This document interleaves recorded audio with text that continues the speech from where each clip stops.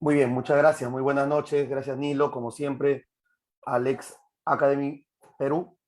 Y bueno, ¿no? Justo también con el Colegio Abogado del Cusco, con quienes vienen trabajando. Un placer poder estar con los amigos, colegas abogados y con los estudiantes de Derecho que nos puedan acompañar en este curso que viene desarrollando.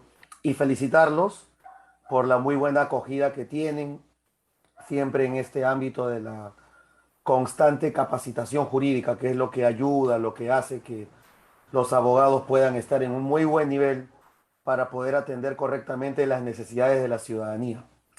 El día de hoy vamos a hablar acerca del proceso de amparo o acción de amparo, proceso constitucional que nos va a permitir entender cómo es el funcionamiento de este proceso constitucional dentro del marco de los procesos constitucionales en el Perú y tratar de ver algunos aspectos que son importantes. Por ejemplo, ver el ámbito de cómo nace su creación, cómo es tan importante este proceso eh, y cómo ha sido su desarrollo dentro de nuestra legislación nacional desde los tiempos, pues, de los anteriores colegiados del Tribunal Constitucional, quienes han desarrollado siempre ya a través del recurso de agravio constitucional el proceso de amparo con muy buenas sentencias que han enmarcado un poco la línea de lo que ello genera y también encontrar un poco algún contexto adicional que pueda servir para tal fin. Muy bien. Entonces, podemos empezar la siguiente diapositiva, por favor, Nilo. Muy bien, vamos a trabajar este índice, ¿no? Acerca de los procesos constitucionales, los elementos claves dentro de la acción de amparo, la diferencia entre afectación y vulneración, la competencia funcional en relación al ámbito territorial, el agotamiento de la famosa vía previa, la estructura, la improcedencia con relación a esta situación que se ha generado a raíz del nuevo Código Procesal Constitucional, propiamente como es la sentencia, la ley 31538 y el derecho comparado un poco en relación a cómo es la estructura. Siguiente, por favor.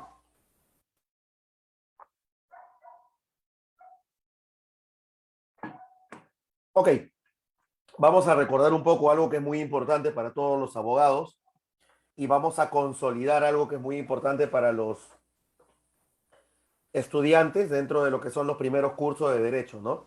¿Qué es lo primero que nos enseñan en la carrera de derecho? Nos enseñan, aparte de introducción al derecho, aquellos cursos relacionados con la Constitución. Dentro de esos cursos relacionados con la Constitución, vamos a tener al curso de constitucional y teoría del Estado y constitucional y derechos humanos, para posteriormente ver el curso de procesal constitucional en la mayoría de casas de estudios. ¿Qué significa? Que uno de los primeros cursos que nos enseñan dentro del pregrado para la formación de un abogado es el derecho constitucional. Entonces, si tenemos nosotros, si tenemos, a ver, vamos a silenciar, gracias. Si tenemos nosotros al derecho constitucional, lo tenemos desde el punto de vista de la Constitución, ¿no? Y si tenemos a la Constitución, debemos recordar que nosotros hemos tenido un total de 12 constituciones en el Perú y estas constituciones nacen justamente a razón de lo que viene a ser dentro del derecho comparado esa revolución que generó que los ciudadanos pudiesen encontrar dentro de las revoluciones, como es una de las principales, la Revolución Francesa, la consolidación de los derechos constitucionales, donde vamos a encontrar lo que es el derecho de primera, segunda y tercera generación. Y en ello, los derechos básicos que van a constituir propiamente la constitución política de todo Estado.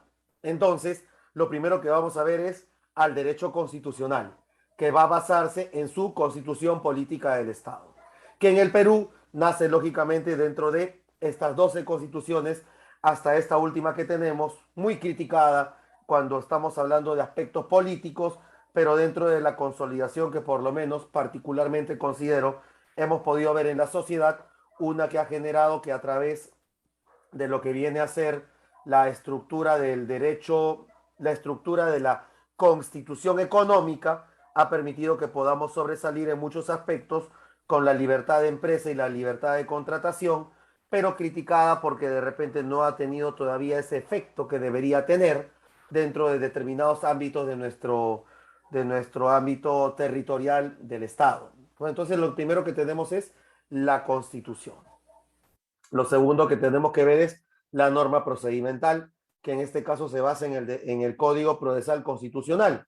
Un Código Procesal Constitucional que el año pasado ha tenido una variación, ¿no? Ha tenido un nuevo Código Procesal Constitucional con determinados cambios en relación al anterior. Se dice nuevo código, pero que de nuevo código no tiene mucho, porque realmente ha sido prácticamente un reordenamiento del código anterior con una estructura en determinados aspectos y algunos cambios sustanciales que han sido criticados y que recientemente hemos tenido esta semana un conjunto de cambios que han alterado nuevamente el Código Procesal Constitucional actual. Entonces tenemos tanto a la norma adjetiva, como es la Constitución, y la norma procedimental, que es el Código Procesal Constitucional, como aspectos que vamos a tener para el estudio de lo que es la acción de amparo. Hay que hacer una introducción antes de entrar a hablar a los 7 procesos que tenemos. Tenemos que recordar que dentro de este proceso constitucional de acción de amparo, debemos recordar un poco lo que viene a ser el marco de lo que viene a ser el control difuso y el control concentrado, ¿no? Que es justamente parte de lo que hablábamos dentro de la formación de nosotros los abogados y también para los señores estudiantes, lo que viene a ser la consolidación de lo que ya se ha aprendido en los primeros ciclos, ¿no? Para los abogados recordar, ¿no? Control difuso viene a ser aquel control constitucional que puede efectuar todo ciudadano respecto de la Constitución. Y el control concentrado viene a ser aquel control específico, individual, que realiza el Tribunal Constitucional cuando uno de los sujetos legitimados, según el Código Procesal Constitucional, permite ingresar en la esfera del TC aquella observación respecto a la observancia de una norma que tiene un carácter de posible razón de inconstitucionalidad. ¿Qué significa? Que dentro de los sujetos legitimados, 5,000 ciudadanos, 25% o 30% de congresistas, 25 creo que es, el defensor del pueblo, tenemos al presidente del Poder Judicial, al fiscal de la Nación, entre otros, pueden agarrar y presentar ante el TC una acción de inconstitucionalidad. Esta es la forma de controlar la Constitución o de controlar aspectos de inconstitucionalidad. Entonces tenemos al control difuso y el control concentrado. Estos nos ayudan a entender cómo funcionan los procesos constitucionales. Tenemos dentro de los procesos constitucionales 7 procesos, 5 procesos que tienen justamente como finalidad el observar la protección de los derechos constitucionales, como son, por ejemplo, el habeas corpus, la acción de amparo, el habeas data, la acción de cumplimiento y la acción popular. Ellos a través del Poder Judicial. Nosotros podemos ir ante ellos y poder solicitar justamente esto, el control constitucional dentro del control difuso. Y el control concentrado queda para el proceso de acción de inconstitucionalidad, donde solamente estos sujetos legitimados pueden generar la observancia respecto de aquella ley, de aquella norma que tiene un contenido inconstitucional y que va a ser sujeto para que el TC pueda realizar justamente a través de esa atribución que tiene su observación, si es que efectivamente resulta ser inconstitucional o no. El proceso competencial viene a ser justamente un comodín dentro de los procesos constitucionales que va a permitir que dentro del ámbito objetivo que tiene cada uno de los órganos constitucionalmente autónomos o dentro de los que tienen los gobiernos locales o regionales o los poderes del Estado, poder observar a quién le correspondería una función determinada o no. Y ahí busca aclarar, ¿no? Por ejemplo, los temas limítrofes entre dos municipalidades o el aspecto de desarrollo del control que tenga que efectuar un órgano constitucionalmente autónomo de determinada situación que es observado justamente por otro, ¿no? Ahí viene el TC para arreglar. Entonces, control difuso, 5 procesos, control concentrado, 1 específicamente, el proceso de acción de inconstitucionalidad. Ahí es donde tenemos que centrar nosotros la importancia. Si entonces yo tengo al control difuso y al control concentrado como forma de control de la Constitución por parte de los ciudadanos y por parte de los sujetos legitimados para para el proceso de inconstitucionalidad, entonces es aquí donde tenemos que ver al proceso de acción de amparo, que es uno de ellos, uno del control difuso que va a permitir que podamos acudir nosotros ante el juez constitucional para realizar alguna observación. Muy bien. Entonces, para culminar esta parte, vamos a señalar lo siguiente, un aspecto muy importante. ¿Qué es el neoconstitucionalismo?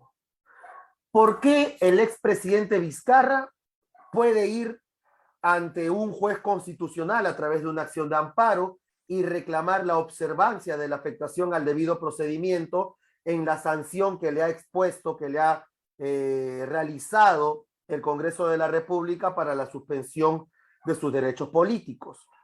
¿Por qué un alumno de una universidad que se ha encontrado fumando marihuana puede agarrar y en vez de irse por el contencioso administrativo dentro de las sanciones que realiza la universidad, que luego va a tener un procedimiento administrativo, puede ir directamente ante el juez constitucional para reclamar alguna observación de afectación al debido proceso? ¿Por qué de repente, pues, no lo sé, un ciudadano que observa que hay una violación a su derecho constitucional, X, puede, en vez de irse a través de un procedimiento específico, ir a través del proceso de acción de amparo para poder recuperar de alguna manera el retrotraer las cosas al estado anterior para que esa violación quede anterior o en su defecto para tratar de evitar la suspensión, ¿no?, de aquella amenaza de su derecho. Esto justamente genera a través del neoconstitucionalismo esa interrogante, que el proceso constitucional es uno muy importante porque le ampara, le permite a todo ciudadano acudir al juez constitucional y tener la posibilidad de ser escuchado. Y de repente ahí viene, y adelantamos un poco lo que vamos a ver como controversia, de repente ahí viene justamente el aspecto que ha generado una de las principales controversias a través de los procesos constitucionales hoy en día, que los procesos constitucionales no se puedan declarar en fase liminar en calificación improcedente, ¿no? Y acá hay dos posturas muy claras. Número uno, la postura que dice que esto está mal, que un juez tenga que necesariamente admitir el amparo, está mal. ¿Por qué? Porque por un aspecto legal le estás quitando la facultad al juez de tener que señalar si resulta improcedente o no una demanda. No, por la ley automáticamente tienes tú que admitirla. Eso lógicamente que le restringe al juez su derecho natural de actuar como juez. En ese sentido, la observación tiene sentido. Pero si nosotros nos vamos por otro camino y observamos que se va a discutir un derecho constitucional posiblemente afectado, tener que esperar que el juez liminarmente te califique y te diga improcedente la demanda, puede generar también justamente un aspecto que relacione que este control difuso se vea limitado y que un ciudadano tenga que ver, como lamentablemente ha pasado con muchos procesos constitucionales que en calificación de demanda se declaraban improcedentes, ver restringido su derecho. Entonces, este nuevo código que generó que se tenga que automáticamente admitir la demanda para que exista un pronunciamiento de fondo. Ya estamos adelantando un poco lo que se viene justamente en relación a este proceso tan interesante como es la acción de amparo. Pero bueno, entonces ya sabemos, Constitución, Código Procesal Constitucional, control difuso, control concentrado y 7 procesos que vamos a tener, que van a tener los ciudadanos de nuestra república a través del voto, a través de la observación directa, como es el control difuso o la observación diferida, como viene a ser a través de los sujetos legitimados, ¿no? Los decanos los decanos de los colegios profesionales, defensor del pueblo, fiscal de la nación, entre otros, para poder efectuar una acción de inconstitucionalidad. 7 procesos sobre los cuales solamente el día de hoy vamos a ver uno de ellos, como es la acción de amparo. Siguiente, por favor.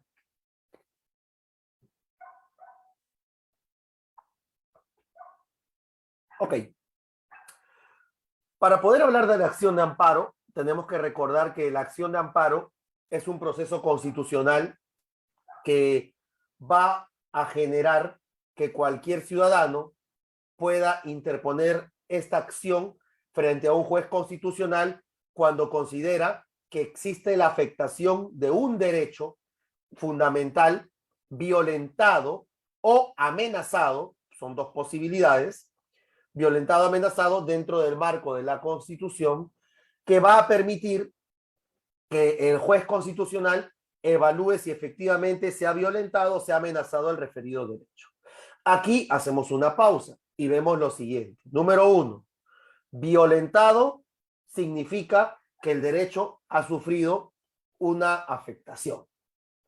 Amenazado significa que este derecho no ha sido todavía violentado, pero está en aras de, y el amparo es la vía idónea que considera el ciudadano.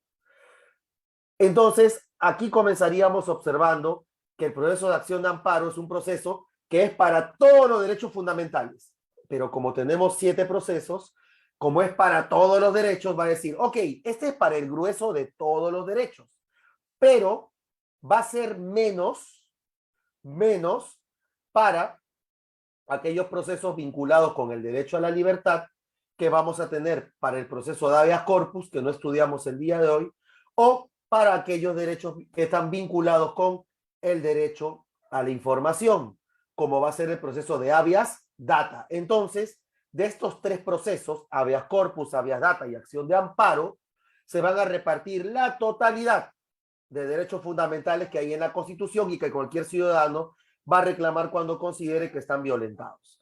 En ese sentido, para todos los derechos sirve el amparo, cualquier derecho violentado, salvo excepción de libertad e información. Entonces ya centramos sobre qué va a ir el amparo. Ahora, el amparo también va a tener una forma de poder ser conceptualizado, como es el amparo ordinario y extraordinario. Es ordinario cuando hablamos justamente de esto, cuando hablamos respecto de cualquier derecho violentado. Cualquier derecho violentado, menos libertad, menos información. Entonces, ese es ordinario porque es para lo cual fue creado. Y decimos que es extraordinario cuando el amparo es utilizado para efectuar otro tipo de control de violencia o derecho fundamental violentado, como es, por ejemplo, el proceso de acción de amparo contra resoluciones judiciales o también contra normas legales.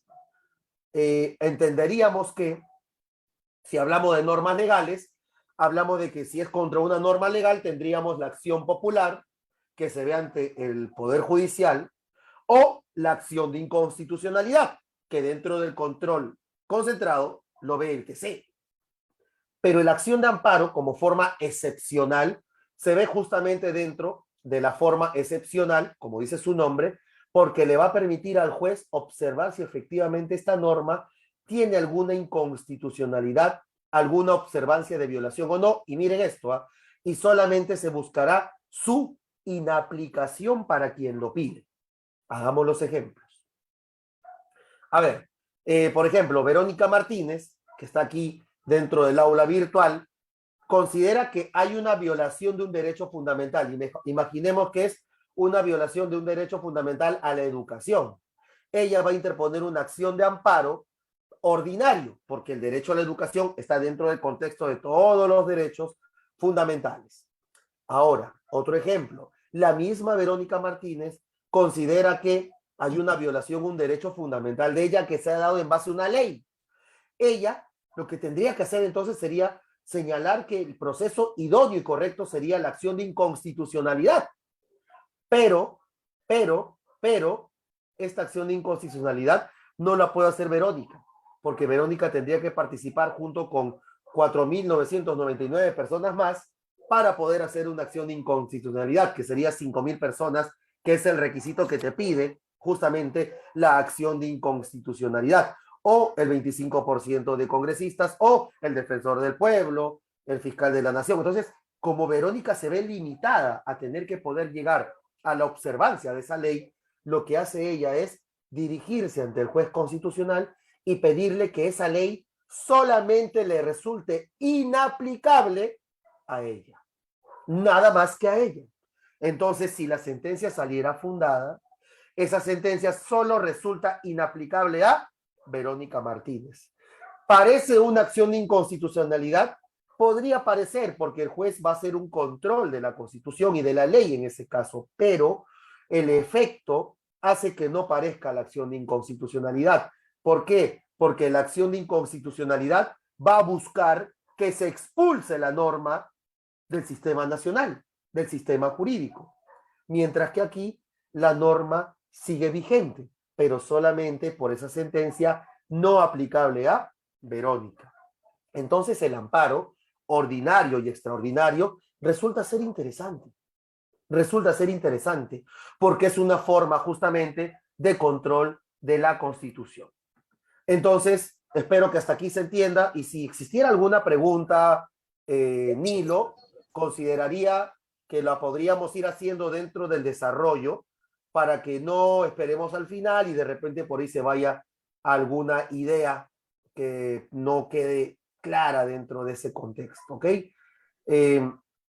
Entonces, con mucho gusto, si hay preguntas, se van efectuando y vamos acá respondiendo. Entonces, con esto ya sabemos que dentro del control difuso, control concentrado, tenemos el amparo y como amparo tenemos propiamente el amparo ordinario y extraordinario. Ordinario para todos los derechos fundamentales que tenemos en el catálogo de la Constitución, menos libertad, menos información, y el amparo extraordinario que está solamente vinculado contra lo que son resoluciones judiciales y contra normas, contra leyes, las famosas normas autoaplicativas, normas de inmediato cumplimiento.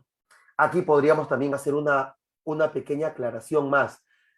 ¿Ante qué juez se interpone la acción de amparo? Siempre, si es ordinario, se va a interponer ante el juez constitucional especializado. Y si es un amparo contra un amparo extraordinario, vamos a poder observar que aquí sí estaríamos yendo, en el caso de las resoluciones judiciales, no contra el juez especializado, lo dirigimos a la sala constitucional. A la sala constitucional, para que ella sea la que evidencie, la que advierte si efectivamente existe la vulneración de un derecho constitucional o no, dentro de esa resolución judicial. Mucho ojo para los colegas abogados que están litigando en esto. Siempre hay que advertir la vulneración del derecho constitucional en esa acción de amparo, en ese proceso que se ha efectuado y que contiene la resolución judicial. Un aspecto importante es recordar que hay que agotar toda la vía para poder venir al proceso constitucional. Otro aspecto que es muy importante también es señalar que debemos entender que el amparo contra resolución judicial nunca debe ser entendido como una tercera instancia o una reapertura de una evaluación probatoria o algo por el estilo. Hay que identificar el error en el cual estuvo justamente el juzgado, la sala y la Corte Suprema para entender ese contexto, que ahí hay un error al debido proceso. Y dentro de ese error al debido proceso, encontrar cuál fue el error específico. Por ejemplo, ¿cuál puede ser un error específico? La tutela procesal. Puede ser, por ejemplo, la tutela efectiva. Por ejemplo, podría ser el incorrecto análisis de una norma legal. Entonces, eso nos va a ayudar a entender que ha habido una afectación al debido proceso. Y con relación a las normas autoaplicativas, directamente vamos a entender que ni bien entendemos que la norma es una norma que está incurriendo o infraccionando la Constitución, automáticamente vamos a entender que está dentro del contexto que el juez puede evaluar, vamos a ver si efectivamente constituye o no que se declare fundada o infundada. Vamos con los elementos claves para cerrar. En todo proceso de amparo se debe delimitar no solo el derecho fundamental violentado, sino también el acto lesivo que es materia de control. De esa manera se busca identificar al derecho fundamental. Y en ese sentido también vamos a encontrar que el derecho vulnerado o amenazado en la acción de amparo va a proceder también contra cualquier autoridad, funcionario que vulnere justamente este derecho, ¿no? Hagamos un ejemplo. En este ejemplo, por ejemplo, con mis alumnos de pregrado siempre tienden a caer porque a veces confunde, pero vamos aclarando, ¿no? Hace poco incluso salió el derecho a la posesión. Es un derecho fundamental. Hace poco había un artículo en LP, una página muy interesante para también siempre estar constantemente actualizado en el derecho. Si es que tiene o no vulneración constitucional. Muchas sentencias del TC han precisado que la posesión no tiene un contenido constitucional, que lo que tiene un contenido constitucional es la propiedad. ¿Qué es lo que tiene la posesión? Lo que tiene la posesión es un derecho derivado del derecho a la propiedad que se encuentra enmarcado dentro del derecho civil.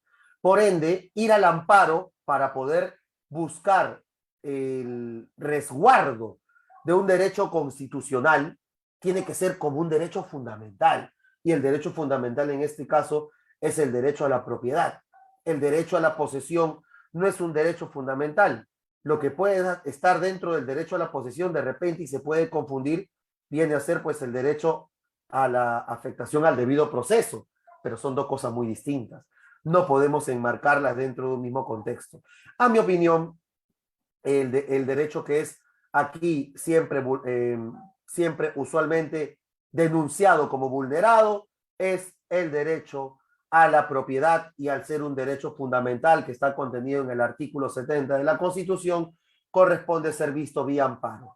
Mi opinión es que la posesión no puede ser vista vía amparo, que para eso tenemos en base a lo que viene a ser el carácter residual de la acción de amparo, tenemos al proceso civil con sus procesos específicos que resguardan la posesión, como vienen a ser, por ejemplo, el desalojo, los interdictos, entre otros, los que tendrían un mecanismo adecuado para la protección de este derecho. Siguiente, por favor.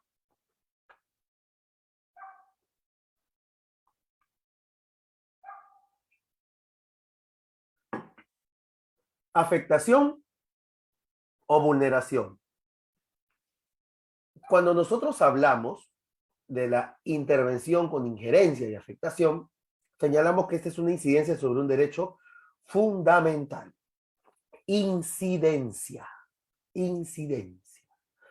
Entonces, ¿qué es una incidencia respecto de otro tipo de situación? Vamos a poner un ejemplo. La expropiación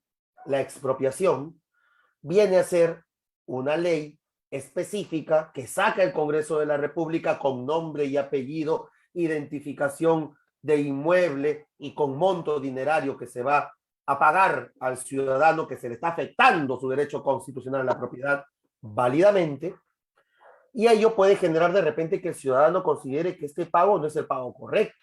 Para eso tendrá que irse a través de un proceso y señalar que de repente el pago efectuado no corresponde a lo que él considera y un juez determinará si el pago es correcto o no. O sea, encima que te afectaron la propiedad, te hacen un pago que no es, te tienes que ir al juez esperando que el juez pueda observar ello o no.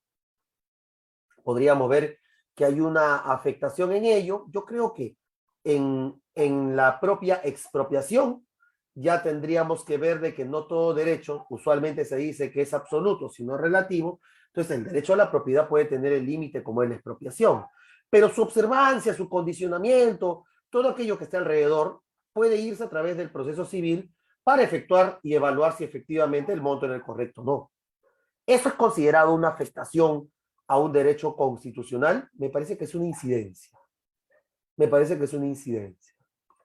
Pero donde nosotros vamos a ver directamente el amparo es cuando nosotros vemos la violación al derecho fundamental, al derecho constitucional. Es cuando vemos la grave amenaza que se está presentando y que no cabría más que poder efectuarla. Usualmente siempre utilizo un ejemplo. En estos casos, vamos a imaginarnos en el caso de una persona, como pasó hace ya 11 años, 12 años, cuando laboraba en la Corte Superior de Justicia del Callao como asistente de juez. Y recuerdo que ingresó una demanda de amparo respecto de una persona que estaba trabajando en SUNAT con 4 años, 11 meses y 25 días, señalando que había una afectación, una amenaza a su derecho fundamental al trabajo, señalando que había tomado conocimiento a través de su jefa inmediata, que la jefa de esta última iba a sacarla del trabajo porque ya iba a llegar a los 5 años y al llegar a los 5 años iba a encontrar un derecho laboral ya pues enmarcado dentro de lo que viene a ser el trabajo perenne o el famoso trabajador a plazo indeterminado, ¿no? Entonces, interpone el amparo y dice, ¿no? Yo tengo acá una amenaza de un derecho fundamental, que es el derecho al trabajo. Si bien es cierto, puedo ir al juez laboral, el juez laboral no me va a atender con la tutela urgente como el único que lo puede hacer es el juez constitucional. Entonces, faltaban 5 días, la iban a despedir y también presenta su medida cautelar de no innovar, solicitando que se abstenga la SUNAT de poder efectuar justamente alguna situación en relación a su relación laboral. Entonces, analizándolo con el magistrado que estaba a cargo, el doctor Miguel Ángel Dueñas Arce, un excelente magistrado que actualmente está en la Corte Superior de Justicia de Ancash, recuerdo que decía, ¿no? Javier, si nosotros no lo vemos ahora y queremos decirle al juez constitucional que lo vea, esta chica va a perder el trabajo y el trabajo es un derecho fundamental. Considero de que acá hay una grave amenaza, no tiene que ser necesariamente una afectación específica, admitamos su demanda y concedámosle su medida cautelar. Y así lo hicimos. Y le ordenamos a SUNAT que no proceda a tener que alterar su situación de hecho, una medida cautelar de no innovar.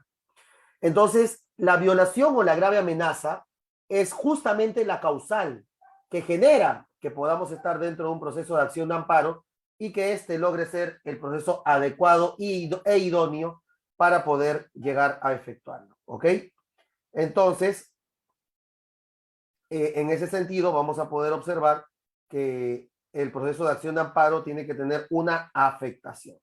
Siguiente, por favor.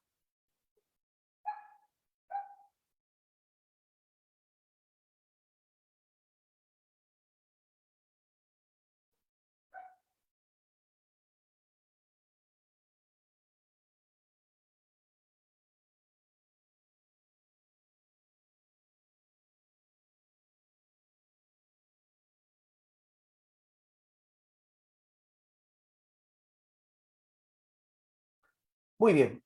Entonces, vamos con relación a lo que es la demanda de amparo y ver cómo es su funcionamiento, ¿no? Vamos a poder ver entonces aquí, vamos a poder ver entonces aquí, un segundo, por favor. Ahora sí. Y vamos a tener que correr un poco porque veo que el tiempo está que corre. Ok. Vamos a ver aquí lo siguiente. El proceso de acción de amparo nace ante el juez especializado cuando hablamos que está dentro del amparo ordinario por la vulneración de cualquier derecho fundamental. Y hablamos que el derecho de amparo extraordinario nace en relación a cómo se observa justamente el amparo contra resolución judicial o contra lo que viene a ser una norma específicamente, norma autoaplicativa. Entonces, nace con la demanda ante el juzgado civil, ante el juzgado constitucional o el juez especializado que tenga diferentes materias, que es también una observación más para quienes van manejando lo que es derecho constitucional, ya tiene que existir por parte del Poder Judicial la necesidad de nombrar jueces constitucionales especializados solamente en lo constitucional. La apelación de una demanda se va ante la sala constitucional o la sala civil y posteriormente, si es que esta demanda de amparo es declarada infundada, o sea, se está señalando que no hay afectación constitucional, esta es la única posibilidad de poder acudir al Tribunal Constitucional. O sea, tú solamente llegas al TC cuando te han denegado tus derechos. Una de las observaciones era, oye, ¿qué pasa si es que más bien se ampara el amparo en segunda instancia. ¿Qué pasa si la entidad, por ejemplo, que considera que el amparo no es, podría llegar al TC? Entonces, el TC no es una tercera instancia. El TC es una instancia excepcional. Y esa instancia excepcional es la que va a permitir justamente ver en su desarrollo cómo se va a efectuar a razón de ello. Siguiente, por favor. Entonces debemos recordar que, para recordar la lámina anterior nada más, que cuando tenemos un amparo ordinario, este se va a dar dentro de la competencia del juez especializado en lo constitucional o el juez mixto, entre otros. Y cuando estamos frente a un amparo extraordinario contra resolución judicial, por ejemplo, este va directamente a la sala constitucional, ¿ok? Para ir recordando cómo funciona la competencia funcional. ¿Qué pasa con la competencia territorial? Con el Código Procesal Constitucional anterior, en relación al amparo, este se tenía que presentar en el domicilio del demandante o el lugar donde se vulneró el derecho.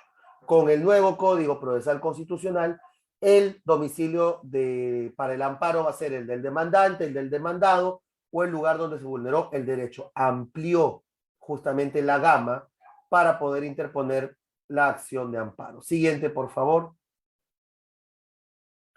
En relación al agotamiento de la vía previa, debemos recordar que normalmente el amparo, para poder hablar de la vía previa, tendría que ser justamente un amparo en relación a haber culminado toda la estación que puede haber llegado antes de poder estar dentro de la acción de amparo propiamente, ¿no?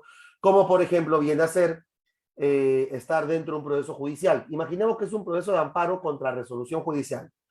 El juez de primera instancia me dice que no tengo la razón, no me puedo ir al amparo, porque dentro de ese proceso judicial, yo tendría que apelar, porque ese es el recurso que tengo, porque si yo no apelo, ¿qué voy a dar a entender? Que estoy conforme con lo que se ha resuelto, y si estoy conforme con lo que se ha resuelto, resulta incongruente que pueda haber o advertir justamente el poder ir a un amparo. Entonces me voy al juez, me voy a la sala. Y si la sala también me deniega el derecho, tendría que irme en casación, porque si yo me voy al amparo directamente, cualquiera dirá, oye, pero tenías la casación, ¿por qué no fuiste a la casación? Esa es la manera de agotar. Cuando tú ya agotas la casación, es donde recién, ya agotada la casación, que no te da la razón, puedes venir a la acción de amparo. Entonces, ¿cuándo va a proceder el amparo? En el agotamiento, con una resolución que no sea la última, tiene que ser la última, y en su ejecución, cuando la agresión pueda considerarse ya irreparable y no queda otra situación más que ir al amparo, cuando tenemos una vía previa que no se encuentra expresamente regulada o que ha sido iniciada innecesariamente por el afectado, o cuando no resulta la vía previa en relación a los plazos que se han fijado. Siguiente, por favor.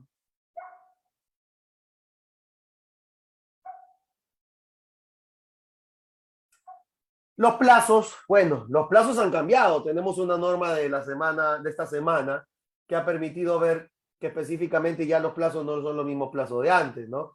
Normalmente teníamos que en este nuevo código el plazo para interponer el amparo era de 30 días hábiles desde que se notifica la resolución, que es para los casos del amparo contra resolución judicial, ¿no? Imaginemos que tenemos un proceso de mejor derecho de propiedad.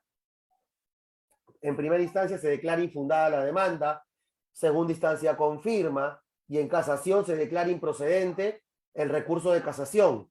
El ciudadano considera de que este proceso de mejor derecho de propiedad es violatorio de los derechos fundamentales al debido proceso, y por eso interpone una acción de amparo. Si interpone la acción de amparo, ¿qué va a generar? Va a generar que esta acción de amparo sea un control respecto de ello. Entonces, este control respecto de ello se va a dar justamente con una presentación de la acción de amparo en el plazo de 30 días. Entonces, tú tienes 30 días cuando es un amparo contra resolución judicial. Y es el plazo de 60 días cuando estamos dentro del ámbito ordinario. Ámbito ordinario, cualquier derecho violentado constitucional que considere cualquier ciudadano, menos, justamente ya sabemos, el amparo extraordinario dentro de lo que es contra resolución judicial. Resumimos, 60 días contra cualquier derecho fundamental para interponer desde la violación o amenaza, o 30 días desde la notificación que dice cúmplase el ejecutoriado en el ámbito del proceso originario que supuestamente estaría violentando. Dos plazos, pero ahora ya tenemos un cambio que vamos a poder ya analizar en una reunión posterior para poder justamente no solamente ver el cambio, sino muchas cosas más en relación a la acción de amparo. Pero acá tenemos entonces el procedimiento clásico. El procedimiento clásico. Muy bien. Siguiente, por favor. La acumulación de intervención de terceros, habría que ver pues que el juez puede integrar de oficio a quien considere, y esto va a ser materia de una absolución en el plazo de 10 días. También puede de oficio acumular procesos en caso que observe que hay un conjunto de lesiones en diferentes procesos y diga acumulación. Recordemos que esto se basa en relación al principio de economía procesal, y quien tuviera interés relevante para poder ser parte del resultado del proceso puede ser considerado un litis consorte facultativo. Siguiente, por favor. Entonces, dentro de la estructura, para poder entender cómo funciona el amparo, tenemos la demanda, la calificación que puede darnos una autoinadmisibilidad, ya no nos da improcedencia porque está prohibido y solamente nos daría inadmisible para corregir o el tema del trámite en su admisión propiamente. Si no corrige, también podría declararse su rechazo. La contestación con una audiencia, porque ahora el amparo, junto con el proceso civil, el proceso penal originariamente, el proceso laboral originariamente, inclusive hasta el contencioso ya está por ahí entrando, está oralizado. Y al estar oralizado, tenemos una audiencia que inmediatamente va a reflejar todo el contexto del amparo, muy parecido al proceso sumarísimo, que va a generar finalmente una sentencia que puede declararla fundada, infundada, en relación a ello, o inclusive improcedente, ¿no? Creo que esto está también en materia de observación, ya lo tocaremos también un poco más de fondo, pero por lo menos las improcedencias en calificación liminar está prohibida. Siguiente, por favor.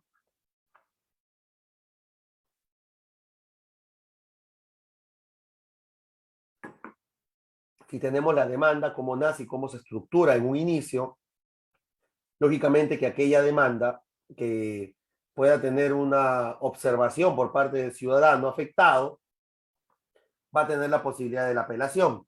Y esta apelación va a generar que justamente se eleve al superior jerárquico, que es la sala constitucional, y fijándose la fecha de la vista de la causa, podrá también efectuarse los informes para emitirse una sentencia. Otra observación, se decía que no deben haber informes, que esto se tiene que resolver rápido. Incluso el propio TC tuvo en un inicio con este nuevo Código Procesal Constitucional un enfrentamiento, porque le advirtió que no podían efectuarse informes, sino tener que sacar rápidamente, resolver rápidamente los casos. Pero el no informar es una limitación al derecho del abogado litigante y del ciudadano. Entonces el TES dijo, no, yo no voy a aplicar este artículo. Yo voy a proceder a solicitar fecha de informes para informar, para que el ciudadano informe y de esta manera poder tener un mejor conocimiento que enriquezca lo que considere necesario el tribunal. Y de esta manera pues ya tenemos tribunales que con eso van a emitir pronunciamientos correspondientes, ¿no?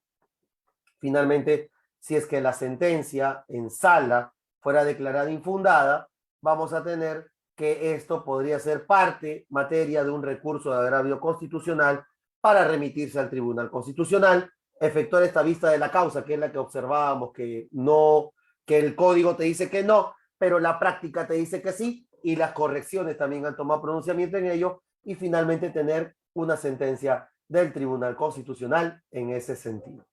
Siguiente, por favor.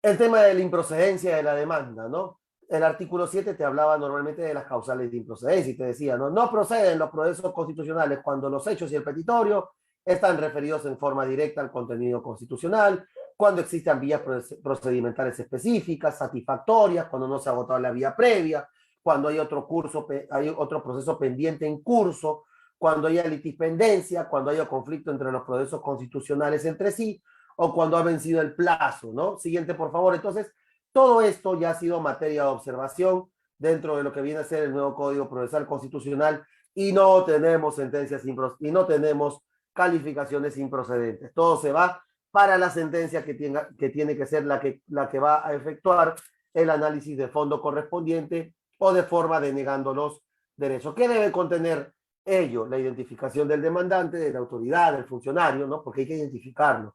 Por ejemplo, uno de los aspectos principales que se observa siempre en el derecho es poder observar cómo funciona el derecho constitucional en relación a lo que viene a ser su efectividad. El proceso constitucional es efectivo. Veamos, una sentencia constitucional se dice que incluso tiene preferencia respecto de otros procesos para su cumplimiento.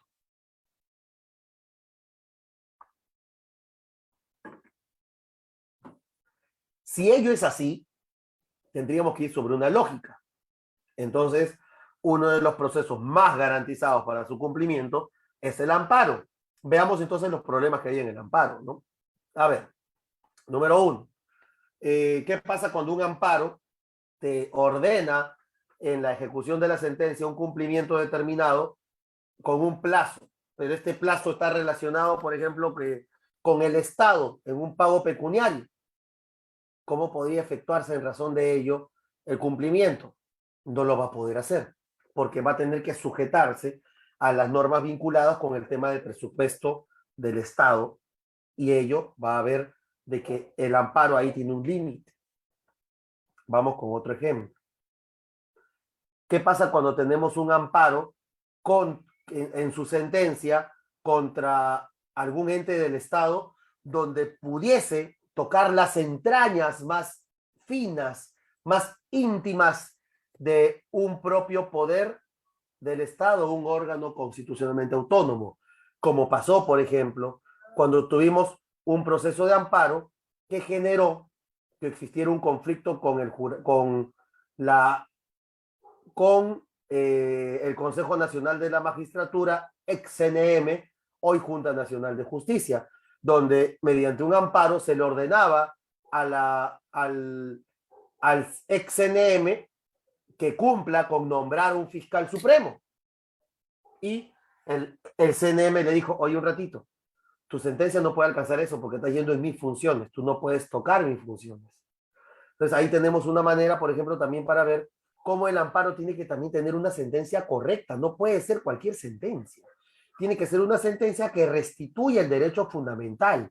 Y dentro de esa restitución de derecho fundamental, no podemos estar en un contexto en el cual esa restitución del derecho fundamental sea cualquier restitución.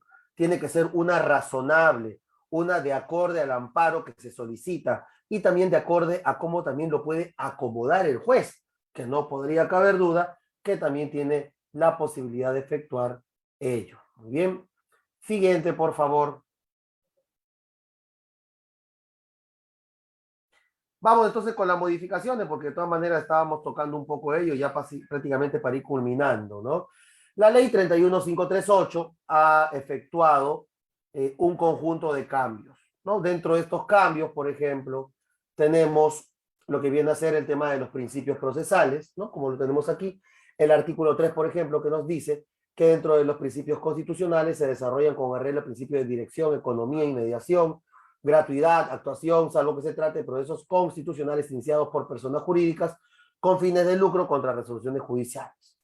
Con relación al trámite de los procesos de acción de amparo, habeas data y acción de amparo, habeas data y cumplimiento, te dice que estos tres procesos se interponen la demanda por el juez ante el juez, ¿no? Dentro del plazo de 15 días bajo responsabilidad, señalando fecha y hora para la audiencia única, porque debemos recordar, y con un plazo de 30 días para que esta se instale, porque debemos recordar que en relación a estos procesos ahora son oralizados. Entonces, ¿cómo entendemos que son oralizados? Señores, se acabó el proceso escriturado en los procesos constitucionales.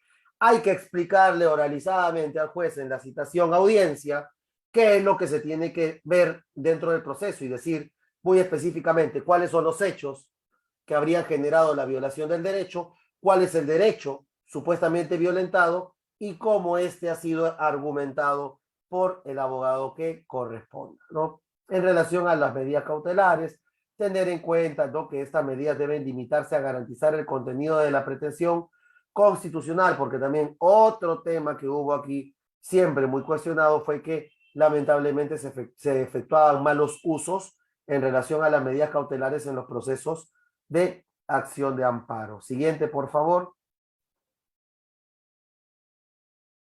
Vamos con relación al juez competente, el artículo 42. Dice, ¿no? ¿Quiénes son competentes?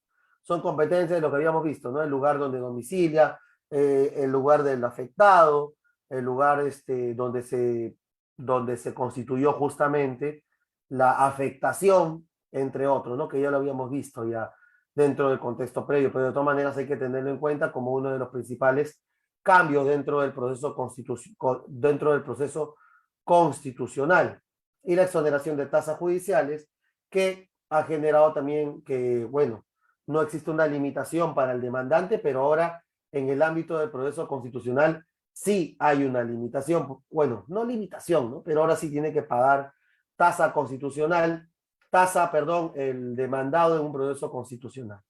Un tema para poder considerar también aquí, que es importante, es advertir que dentro de los procesos constitucionales nosotros vamos a tener procesos que, por ejemplo, los jueces tienen que ver cómo lo tramitan. Por ejemplo, el proceso de habeas corpus, porque estamos hablando de amparo, ¿no? Pero vamos a tener en cuenta, ¿no? El proceso de habeas corpus es un proceso que lo tiene que ver el juez constitucional. Antes lo veía el juez penal. Entonces, ahora hay algo, pero ¿eso qué te dice? Te dice la norma, esta nueva norma procesal, ¿no? Dice, ojo, lo ve el juez constitucional donde hay juez constitucional especializado. O sea, si estamos, por ejemplo, en un juzgado como el de San Juan de Lurigancho, donde no hay juez constitucional, si no es un juez mixto que también ve constitucional, él no puede ver habeas corpus. Solamente lo puede ver un juzgado donde hay juez constitucional especializado. Ejemplo, la Corte de Lima, que es la que tiene justamente a los jueces constitucionales. Siguiente, por favor. Y vamos terminando con un poco la existencia, ¿no?, del derecho comparado. Por ejemplo, cómo funciona en relación al derecho español. Cualquier ciudadano podrá recabar la tutela de las libertades y derechos reconocidos en el artículo 14 de la sección primera del capítulo segundo de los tribunales ordinarios por un procedimiento basado en principio de preferencia y sumaridad, ¿no? Entonces acá tenemos, por ejemplo, al amparo dentro del derecho español, ¿no? La existencia de dos clases de amparo, un ordinario y extraordinario, que es justamente lo que veíamos que también tenemos nosotros dentro del derecho peruano. ¿Y por qué no decirlo? Siguiente, por favor, ¿por qué no decirlo? Algo muy importante, algo muy importante. El proceso de amparo el proceso bandera de Latinoamérica, de Hispanoamérica, no, de Latinoamérica. De Latinoamérica, ¿por qué? Porque nace justamente en México. No nació en el continente europeo, nació en México.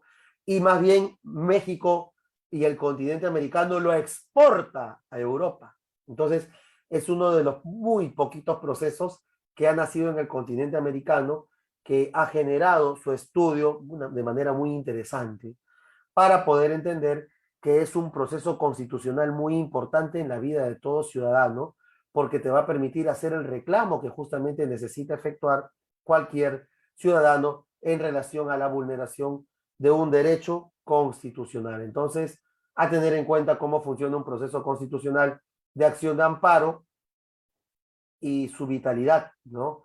Lo usan pues los ciudadanos, los políticos, todos aquellos que en base a la neoconstitucionalización pueden y tienen esa posibilidad de acudir ante el juez constitucional.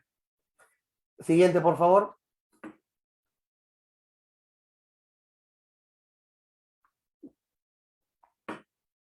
Siguiente. Con eso todos estaríamos culminando y quedaría pues sujeto a las preguntas que de repente quisieran efectuar. Muchas gracias.